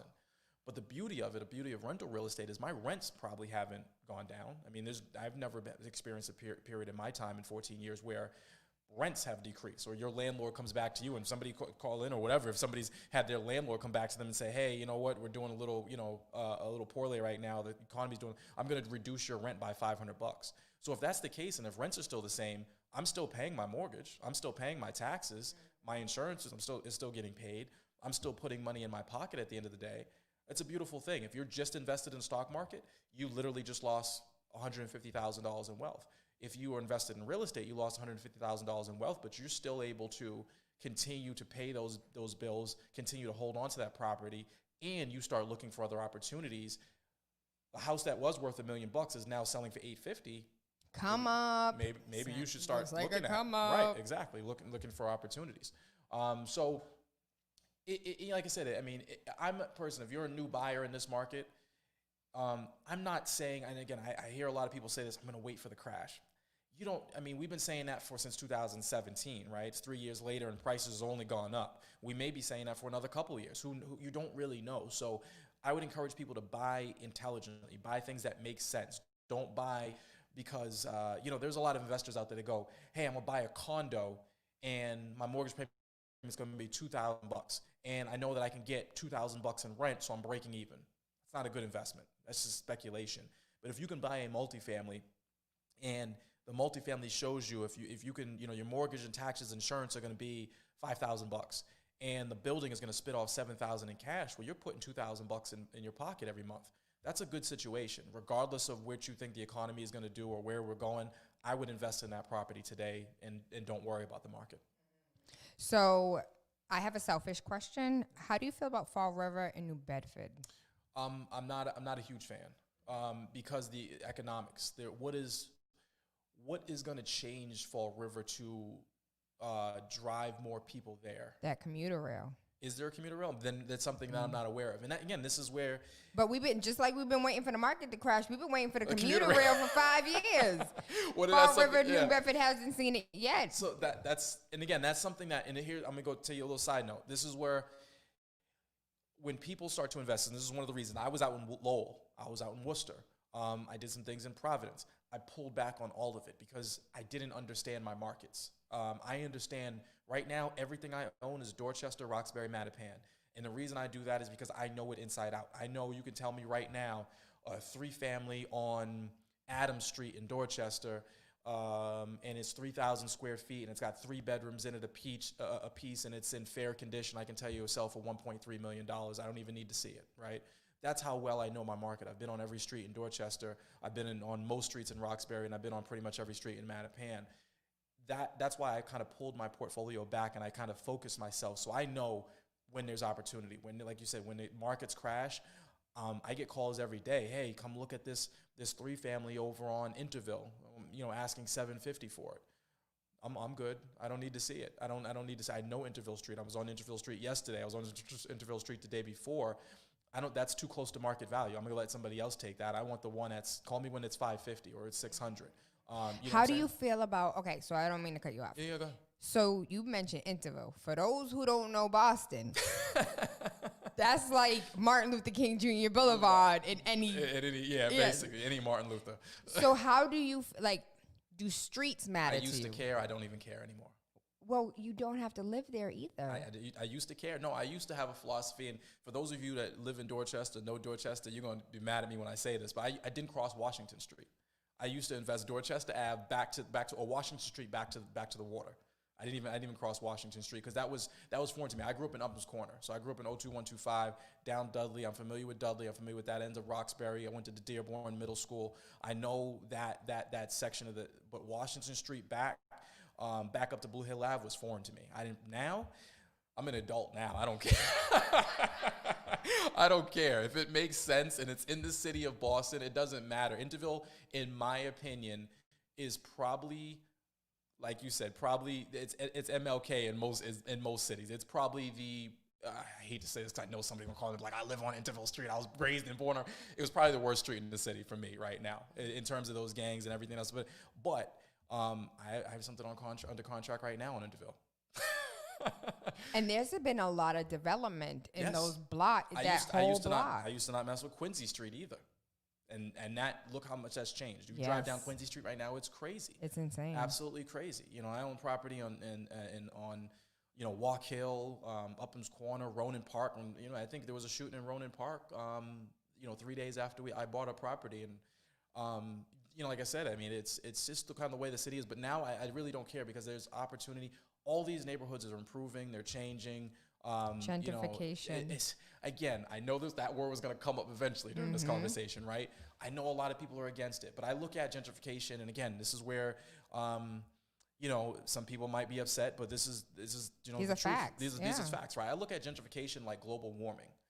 You may not like it, but you can't stop it, right? You maybe do little things to combat it and name things Nubian Square and stuff like that, and it's coming no matter how you whether you like it or not, right? Can you imagine Nubian Square being all white? I mean, they already took down, and again, I don't want to bash anybody, but there's already a couple of murals that have been taken down and stuff like that. It's a neighborhood that's going to change, and it's I think Nubian Square was a name that came in to slow that trend, but it's the way. I mean, again, the South End used to be. If you went down, my grandmother used to own a property on Tremont Street, on West Tremont Street. I'm talking, we were a block away from the sprinklers, a block away from Copley, a block away from the Prudential Center. That neighborhood looked completely different when she bought it, and it's only a matter of time. You know, it's only a matter of time. And your grandma's grandma used to live in Beacon Hill. Right, exactly. Right, exactly. Right, and it's only a matter of time. So, I mean, I compare it to global warming in the sense that whether you like it or not, even we're so divided here in this country, right? We can't even get on the same page about how we feel about, you know, solar and wind and everything else. There's some people that want to keep drilling for oil. There's some people that think we should do nothing but ride bicycles, right? So if we can't even get on the same, how are we going to control China and Iran and North Korea and everything else? So we're one globe. We can't control it, right? And I'm not saying don't care. That's not what I'm saying. I'm not saying it's don't care. Do your thing, ride your bicycle, you know, you put your solar panels on and care about the things that you care about. But at the end of the day, it's coming no matter what, and that's what gentrification is as well. So for me, I'm looking at it like I can stand on the sidelines and complain about it, or I can benefit from it. And that's why I, you know, said to myself maybe 5 years ago, it doesn't matter what zip code I'm in anymore. If you have a city of Boston address and the price is right, I'm there. Do you still live in the city of Boston? No, I live in Quincy. I need a backyard, and I'm gonna be real with you. No, city of Boston's too dense for me. And it has nothing to do with Dorchester, Roxbury, Matter. Even if you said, hey, here's a $1 million condo in South Boston, I'm not interested. I have no, you know, Charlestown, Somerville, Assembly. You move me to Assembly Row, I have no interest in living in Assembly Row. I have a backyard, and when you look out of look off our master bedroom, we got a little deck, and we see nothing but woods when we look out our back, or the back of our house. My dog runs in the backyard. My kids are going to be able to run in the backyard when they can run, and we're not worried about cars running by, or, you know, and anybody getting hit. When I mow my lawn, it is the loudest thing going on in that neighborhood at that given time, and that's just what we wanted, you know. So I'm in Boston every single day. I'm morning to night, but when I go home and, you know, and shower and lay down, peace. I need peace. And you know, like I said, so Quincy, it's not like Quincy's not a city. Quincy's a, you know, a major city right outside. It's just where we live. We're like up, you know, practically in Braintree. Which is people don't know that Braintree Quincy line. There's multi-million-dollar properties over there. That it looks like Milton. It is. Kind of forget you're in Quincy. You do. And then it takes me about 5 minutes to come out of the neighborhood, and you got 93 North and South sitting right in front of you. So it's just very convenient for me. So we have one of the questions that is currently here is building versus buying. If you can afford to build, the problem with building is can you buy the land cheap enough, or for the once upon a time they did. When the city was selling property off, there was some guy that bought 5,000 square feet. Or no, it was like 15,000 square feet. Guess for how much? Probably stupid. I mean, if the city was selling it, was probably, you know, 100,000, 200,000. No, that was $5,000. I mean, that's a come up. And yeah, so I mean, if you can buy the land, I have one new build that I'm doing on Mattapan right now on Walk Hill. We purchased the land for about $130,000, and that's going to be a beautiful building. We went through zoning; it took us about a year, and we're going to put 4 units on Walk Hill, brand new construction, rent them out, and, you know, it'll market or Section 8. I don't really do market. I mean, you can't discriminate, right? I mean, of course not. It's illegal. Most of our stuff. But they do. If we're gonna be honest. Yeah. No, everybody discriminates. Yeah, no, I would say 80% of my portfolio is Section 8. Why? Well, here's number one is when a pandemic hits, I'm still collecting rents. When everybody else is talking about, hey, they're patting their pockets and, you know, their tenants are not paying them, as long as BHA, Metropolitan Housing, and a couple other subsidies I won't really name because that's their personal business. I do a lot of temporary housing as well. So a lot of transitional, you know, subsidies and stuff like that. So, but I would say that's 80% of our portfolio, and those are all. I mean, if the city of Boston stops paying, we have much bigger problems, right? I'm still not worried about losing my house, right? Because how's the bank going to foreclose on me if the city of Boston's not even paying their debt, right? So, I mean, that's as long as BHA is paying, as long as Metropolitan Housing's paying, as long as Cambridge Housing is paying, then I'm good. And that's part of the reason why is because you get that automatic payment. That thing hits in what's today, the 27th. I should be getting some payments tomorrow for November. Willie over here counting his cash, huh? Yeah, no, they come in, they start on the 28th and they go to the 2nd. BHA is always late for something. They don't pay till like the 2nd. We're not even gonna get on that. Yeah. So let's combat. So there's this idea that if you rent to Section 8, you're renting to the welfare queen. And, you know, there's a whole history about the welfare queen, who is really a white woman and not a black woman with a whole bunch of kids. But in your 80% portfolio of Section 8 tenants, how much have actually, like, don't pay their tenant portion, destroy the house, the kids have, you know, all type of criminal records, and all of these stereotypes about Section 8? Mm-hmm. A very small percentage. I mean, it would be no different than if I was, you know, market and that percentage was messing up the play. The idea that that Section 8, because they're getting something for free, is just going to automatically just be bad people is just false in my opinion. You know, like there's this, you know, I've heard the stigma out there about, well, why do you do Section 8? They must mess up your place. I'm like, no, I mean. I think the difference is, and this I go back to what I said before, is most people don't treat it like a business. They treat it like they're just going to buy this house, stick a couple people in there, and that's it. If you really educate yourself and understand your market, your niche, what you're doing, I know that I can still have a certain a credit score requirement for Section 8. I don't have to take anybody that just applies just because they're coming in, right? If I want to have somebody to have a 650 credit score or above, though they have a voucher, they still have to have that credit score. If I want someone to have a full month security deposit, they still have to have a full month security deposit, right? So if I'm holding $2,500 on tap, what's the point? What's the chances that somebody's going to mess up my place, right? If they have a good credit score, that means they're at least somewhat responsible, right? If they have a pet, we collect a pet fee, you know.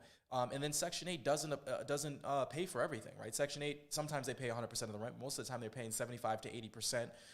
And then they don't pay for utilities and food and gas and your electric and your cable. So you still have to have some other additional income, right? If somebody only is making, you know, another $200 and, you know, and not to knock anybody, but Social Security income or something like that, and I know that their apartment is, you know, $2,700 a month, I probably can't accept them. You know, I mean, that just doesn't make any sense. I know that $200 is that's barely gonna pay for your cable bill. So how are you gonna pay for your electric or your food and your transportation, everything else like that? So the people that we bring in, though they have housing vouchers, they still have a decent credit score. They still have additional income to pay for all their other, you know, responsibilities, and they still have a security deposit. And I find when those three things are combined, you don't get too many what people would label as bad tenants. You know, I mean that's just fact. So I mean, do we still have some people that don't pay their portion? Yeah, but again, I mean, you know, we're in a pandemic and that additional income might have been coming from waitressing or, you know, serving tables or whatever. And if you lost that position, then, you know, we're going to try to do our best to help you out and, you know, get through this time. So we send out over the last, you know, several months, we've been sending out a bunch of links to City of Boston, you know, prevention or, you know, vacancy or eviction prevention and stuff like that, and trying to assist tenants in finding resources to, you know, make up for their particular portion of the rent. You've been getting any of that RAF money? Of course. $4,000 a unit? I don't see. Here's my thing, right? here's my thing, right? There are certain things in this world that you can't control, right? And there are certain things that I absolutely despise, but I realize that they are part of our world and part of our life. So you can either run from it and talk bad, or you can say, how do I work this into what I'm doing, right? Running back into that building. You all about running back into that building. I see you. No, and that's really what it comes down to. I mean, you have to look at the things that you can control in this world. You can't control who moves where and when they move and what color they are and blah, blah, blah. I can't control that, right? I understand that gentrification is a real thing and that a lot of people are mad about it and neighborhoods are changing. But how do I take it and, that's my bad. How do I take it and spin it and make it a positive? How do I benefit from it? How do I feed my family from it?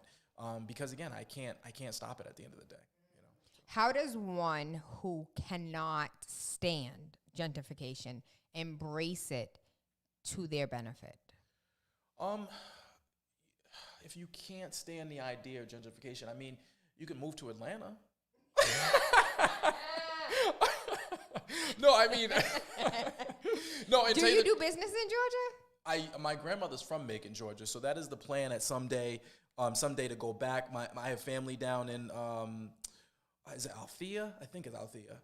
And I know somebody from Georgia is probably going to correct me. But yeah, no, the plan is to someday go back and try to... Athens, yeah, maybe Athens, Georgia. That's north. North, yes. Georgia. So is the plan to do some business down there as well. I want to try to help out, my family that's down there, probably buy some real estate, have them kind of manage it. I'm licensed in Georgia. I got you. Let's do it. Yeah, no, I'm game for it. But no, in all seriousness, I don't know. I mean, I'm a big fan of. I hate drilling. I hate ripping our earth of its natural resources. If everyone decided to ride a bike everywhere, I would be on board with that. I drive a truck, but at the same time, I drive an 8-cylinder, but I'm just joking. I'm joking.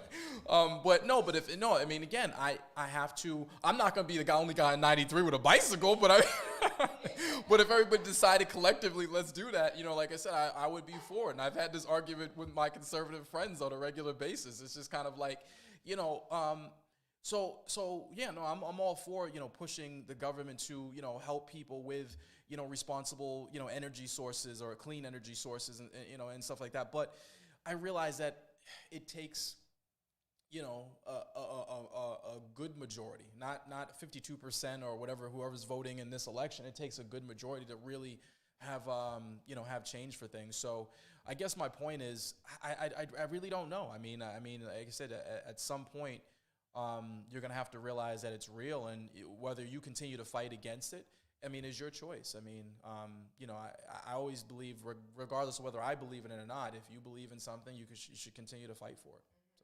Okay, so I am a single mom, single dad.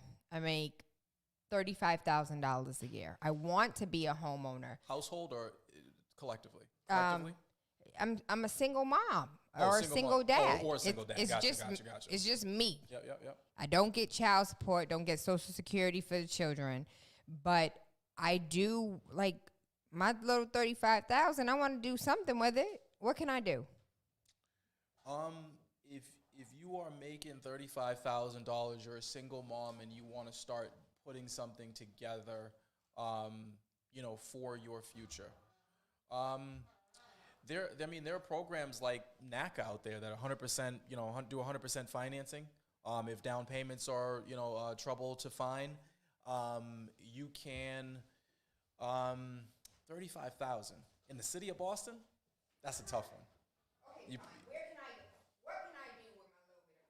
what can I do with my little bit of money? Again, I would start because we know that 50% of Bostonians make under $35,000 a year. With that, taking that into account, we're speaking to the majority that don't make any money. Gotcha. So how do we help them to the next level? Gotcha. I mean, I would start looking at, and again, I know people don't want to hear this, and this is part of the problem with the city of Boston. And again, it's becoming very expensive. But I would start looking at other neighborhoods where you can become a homeowner, because I just think homeownership is that important. Where, though you may love the city of Boston, been a Bostonian my whole life, son. I get it. My great granddaddy was a Bostonian. I can't leave my home. I get it. So there's I mean, and this is the hard truth about the hard reality about things is you're either gonna have to do two things. You're either gonna have to find a way to make more money. You're either gonna have to find a partner who makes additional money, right? Do you have a sister? Do you have a cousin? Do you have an aunt that you can now take that 35 and their 35 and go out and requalify yourself? Now it's 70 grand, and can you go out and do something with that 70 grand in the city of Boston? But let's stay here, because Yep. I'm so glad you said that, and that's where I was hoping you would take us to.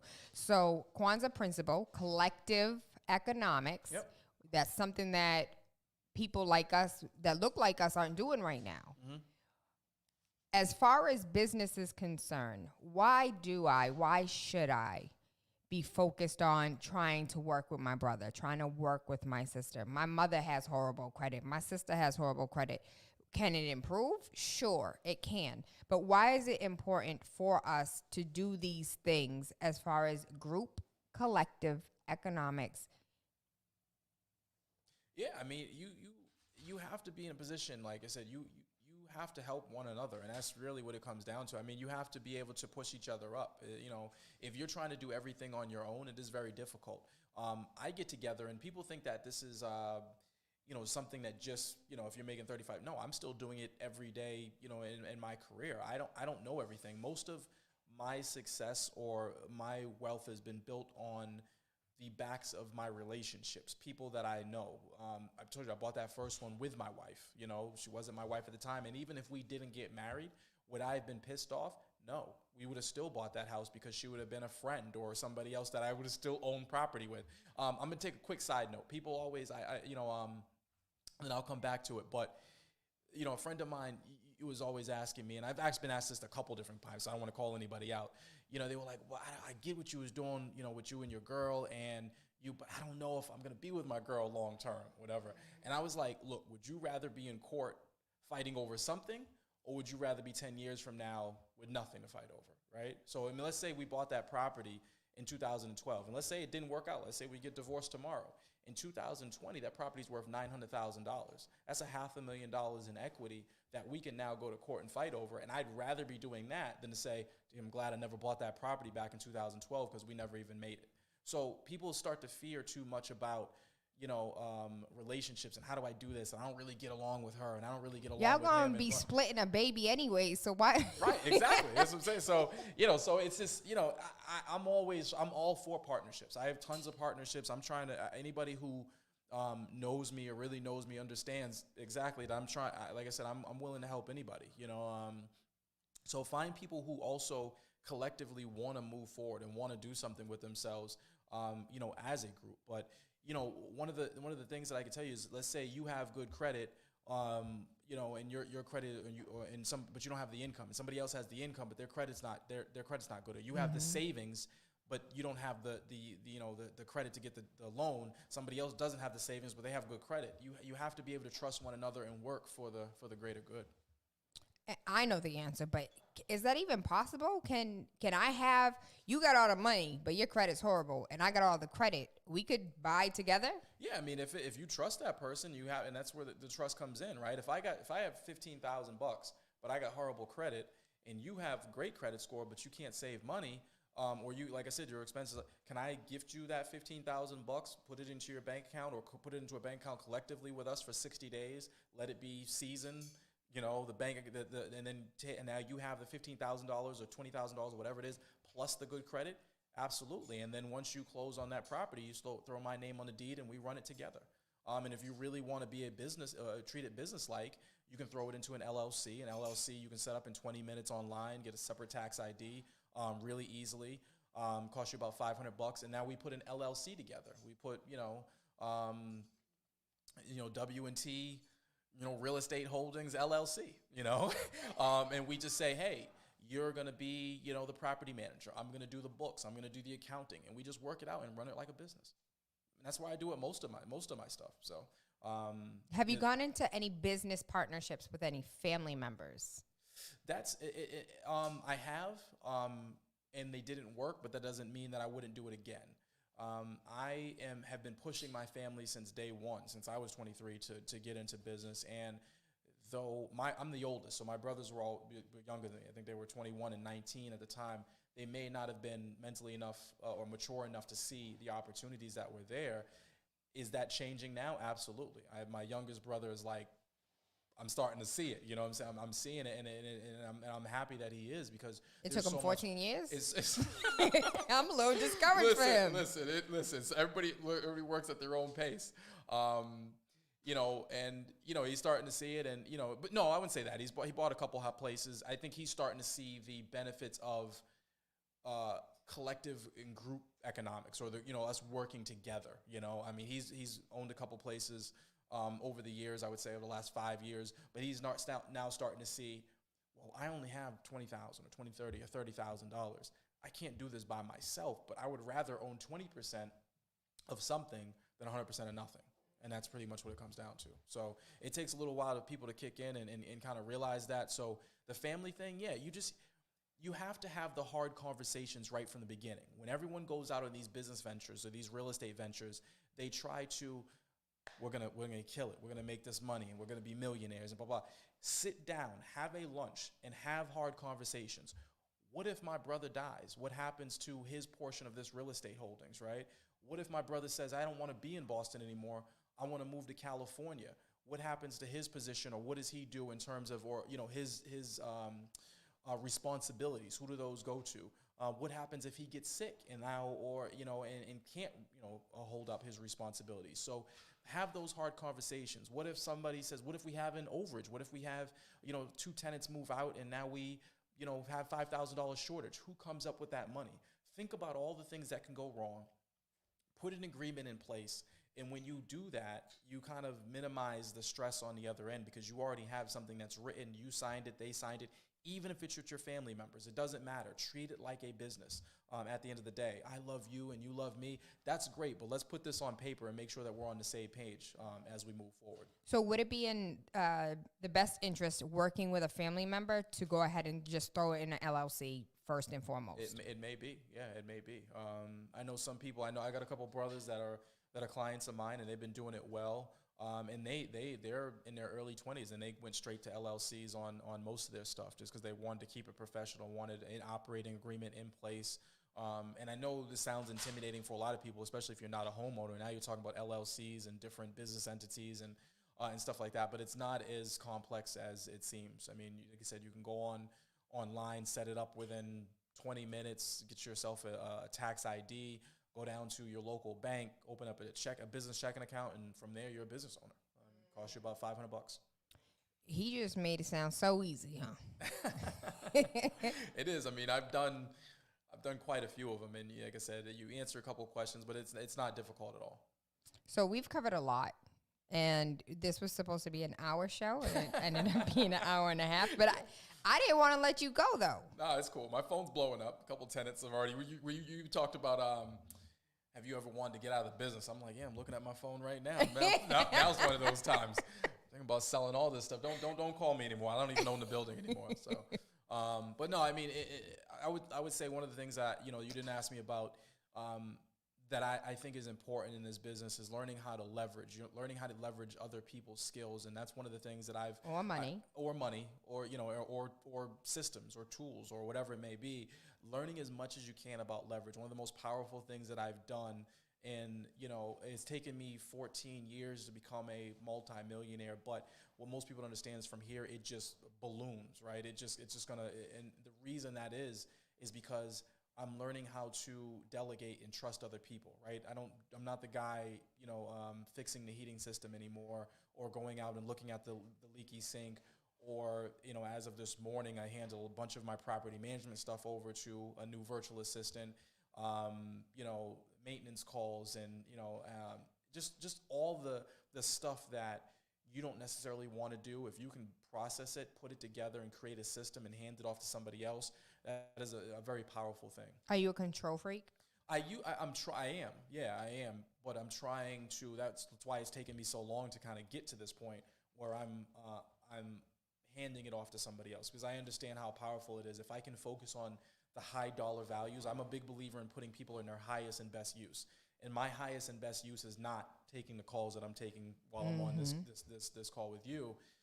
It's actually going out and finding the next deal, going out and talking to the real estate agents, letting them know who I am, hopping on programs like yours and putting the message out there, building a brand, and that's my highest and best use. If I can't make today because I'm worried about a kitchen sink leaking or something like that, that's just not a good thing. I'm never going to be able to scale. I'm never going to be able to grow. So once you get to a certain point, you do everything yourself in the beginning. But as you start to find, that you're good at it, you find the best way to do it, you systematize it, you document it. Same way McDonald's does. They understand that it's 25 seconds, and then you flip that burger. And then it's another 25 seconds, or it's 2 minutes before the fries are dropped, and that gives you the perfect golden fries, right? So you treat your business like McDonald's treats their business. You document it, you systematize it, and then you hand it off to somebody else so you can go do, you know, something else that you're better served doing. Do you think had you systematized earlier, you would be in a different space today? Absolutely. I was afraid of it because, like you just said, I'm a control freak. I thought that, and I think most people think that. So they think that I'm the only one that can do this. Nah, that's not true. If you can document it, if you can put it in a process around it, somebody else can do it. You're afraid to let somebody else do it, but you have to let people mess up. And that's one of the things that I'm learning now is I take the worst case scenario. If they mess this up, what's the worst case scenario? And if it's not that bad, then hand it off to somebody else. And even if it is that bad, sometimes let them mess up, and I can guarantee you they won't do it again, right? I mean, then they'll learn from it, and now they can. How to win friends and influence people. That's, yeah. You read that book? I did. You read the E-Myth? I have not. Hold on. Yes. Give us 3 to 5 books that we should be reading. 3 to 5 books. If you have never read, I'm going to give you some generic ones, and then I'll give you the more specific ones. Okay. If you've never read Rich Dad, Poor Dad, yes, you need to. I mean, that's just anybody who Who hasn't Moved My read that. Cheese. Yeah, Who Moved My Cheese, you know, kind of those generic ones. Then The Millionaire Real Estate Investor, Gary Keller. The One Thing, Gary Keller. That's when I really started to get focused. I was doing everything, and you see on my bio. Hold on, you said the one thing? The One Thing. I ain't never heard Author, broker, blah, blah, blah, and all this other. If you, there's Gary Keller basically teaches you through that book, there's only a couple things that really matter in your business. There's a whole bunch of stuff that you actually do during the day, during your business, during your life, but there's only a few things that actually really matter. And if you got that one thing done, everything else can kind of like figure itself out. Let's say, for instance, when I read that, I was a real estate broker, a real estate agent, I realized that the one thing that I can do to make everything else not matter was lead generate. And I think that's most cases for most businesses. I was doing the processing of the paperwork and talking to the mortgage broker. You can get somebody else to do that. If I can pull in an enormous amount of leads into my business, if I can go out there and market myself and brand myself so everybody calls me and says, Willie, you're the real estate expert I want to talk to, I can get somebody else to open that door for you. I can get somebody else to process the paperwork for you. I can connect you with the mortgage broker. But lead generation was the one thing that so he talks about the one thing in your personal life, the one thing in your business life. I just bought the book. I don't play no games. Don't give me the recipe and don't think I'm going to cook. Well, that's a solid book. You won't be disappointed with that. So the one thing, those are my generic picks. More specifically, Retire Young, Retire Rich. That's Robert Kiyosaki as well. He's recently said some really suspect things. Maybe some people don't like him. Maybe some people do. But don't discount the knowledge that's there. Whether you like his message or not, or whether like him as a person or not, the message is what really matters. The one thing. The Retire Young, Retire Rich. And then the E-Myth. The E-Myth is all about taking your business to that next level. It's about the McDonald's. It's about putting processes in place, putting systems in place, and getting away from you doing everything. There's no need for you to be. I was working 10-hour days, 7 days a week, and one of the things, there was 2 things that really forced me to kind of level my game up. One was having children, and then 2. So I read this book maybe 5 or 6 years ago, and I understood the philosophy, the concepts, but I really didn't put them in place. I was still doing everything myself, running. I actually had hair last time I think we saw each other. Hey, yo, but you don't have, it's not back here, though. That line is bad. That line is bad. It's okay. I had one girl tell me she was like, oh, you got the Obama line up. And I was like, when she said that, I was like, okay, it's got to go now. We shaving today. It's got to go. I was like, I'm just going to do the Michael Jordan thing. But having children takes a lot of hours out of your day. Mm-hmm. So it taught me, or it forced me to say, I can't take a step back from my business. I don't want to shrink my business. If anything, I want to grow my business. So I have to learn how to hire people. I have to learn how to use Upwork.com. Go on there and say, I don't need to run my own email campaign. I don't need to learn how to use MailChimp. Somebody else already is an expert at it. I just need to give them the direction, give them a couple photos of myself, and have them run the campaign for me. I run a meetup site on meetup.com, Boston Wealth Builders. I don't need to schedule all my meetings and do all this. Every time we do a meeting, it's marketed on Eventbrite or Facebook or Twitter or LinkedIn. I don't need to take my time or my hour out of my day posting those links to those various sites. I give somebody else the log on and password. They take the link. The meeting is up. they go out and push that meeting for me. So those little things that are in your business, in your day, that you feel like you need to do because it's your LinkedIn account, you don't necessarily need to do. Delegate and trust somebody else. And so I was able to scale up despite having 20 or 30 hours pulled out of my day through children. And then coronavirus in the last 6 to 9 months has really taught me how to minimize, get rid of all the waste. And I think a lot of businesses will learn how to do that. Can we still operate without all the waste? And can we continue to scale by hiring people all over the world to do what we don't necessarily need to do? And in the last 6 months, I've hired like 15 virtual assistants. And so I've always had an assistant with me, but my mistake before, and hopefully she's not listening, was I hired one person to do everything. And that was, she became trying to duplicate yourself type ideology. I got you. That was my fault, because she got sick, and all of a sudden everything that she stopped. was doing stopped for a week or 2 weeks. She went on vacation. Everything 10 stopped. days, everything stopped. When she left, she moved down to DC, and when she left, I said, I'm not going to do it that way anymore. I took her job and I broke it up into 15 different positions, and it was actually 10, and then it got a little bit more segmented. Are they about to beat me? Willie, can we have you back? Yeah, we'll because even after do it. 90 minutes, I still have more questions. we'll definitely do it again. How do we contact you? My website, you're talking about the people listening, mandrellco.com. So mandrellco.com. Again? Mandrellco.com. mandrellco.com. You go on there. If you go /coaching, I do some free coaching calls, 30-minute call. We can hop on there. I do some mentoring, consulting, all types of stuff. Meetup.com. If you look up, or if you just Google, if you're in the Boston area, if you Google Boston Wealth Builders, our meetup group will come up there. It's free to join. You upload a couple pictures, and all we do is nothing but real estate webinars. We talk about a little bit of everything. We do rehab tours. You can come out and see the properties that we're actually buying, how we're renovating, what we paid for them, and everything else if you really want to dive into that side of the business. And then I'm on LinkedIn, Facebook, all those. Just Instagram. Go to the website. Yeah, I mean, if it sounds arrogant, but if you just Google me, you'll find all that. It's not arrogant, it's the truth. Yeah, so just Google me. Well, I gave you a book. I hope you would look through it. Definitely will, definitely. And so the goal is for agents to have this as a prerequisite. Because I spend 60% of my time educating. Yep. And so that got too much. And so for me to be your real estate agent, your buyer's agent, this is your prerequisite. So we could be on the same page and you understand what I understand, and I'm not answering questions 24 hours a day. Yep, absolutely. And that's leverage. You go ahead, put that on your website. No, and that's leverage right there. That's exactly what I mean. Like, I used to do the same thing. You went out and you're talking to people and repeating yourself.